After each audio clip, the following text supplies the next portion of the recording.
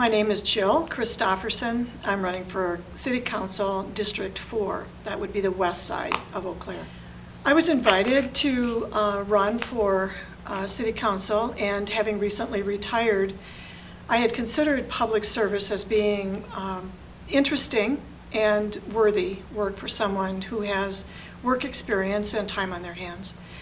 And when I look at what our community needs right now, I think transition is a really important part of what communities are experiencing. We have vibrant young leaders.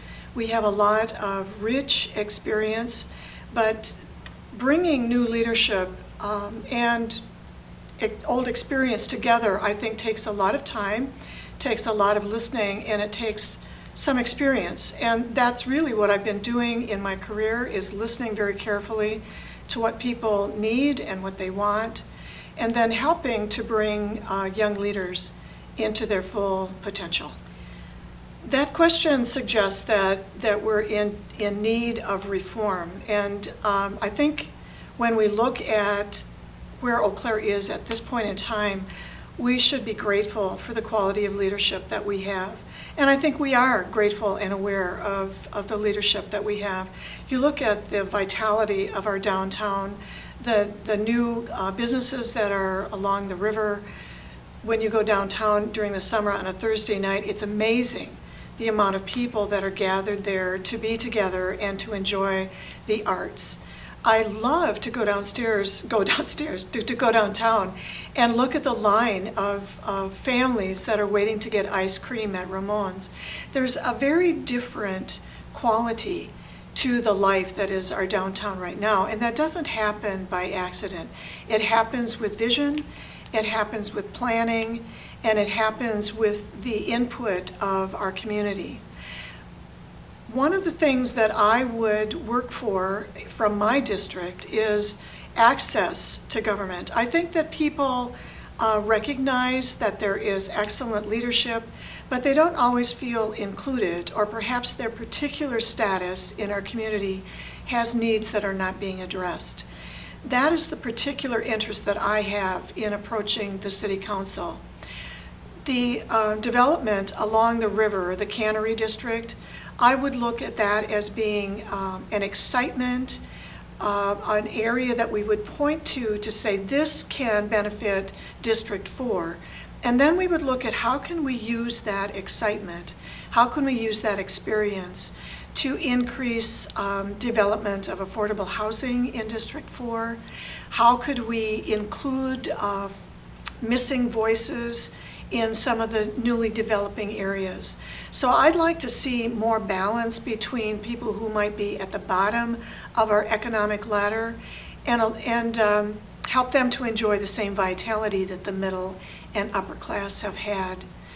I also, along that same idea of communication, District 4 has a particular diversity in the neighborhood, and I would like to work very hard to bring government's voice to them, to intentionally include them in some of the issues that are on the table, and then bring that insight into my votes if I were elected on the City Council. Because having worked with Jonah, Joining Our Neighbors, Advancing Hope, as community organizing, it's all about listening to what the interests and the passions are, and then connecting those interests with what is happening in our city government. And I think some of the disenfranchised people don't see their interests really being talked about.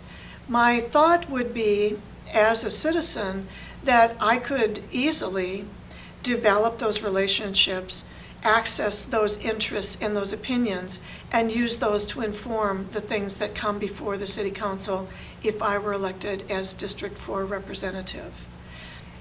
Those are really the two issues that I see most important at the beginning, is affordable housing and better communication.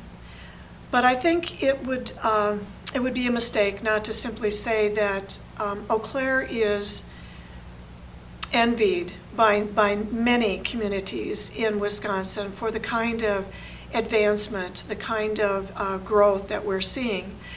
At the same time, the Poverty Summit would point to some of the experiences that our lower income families are having.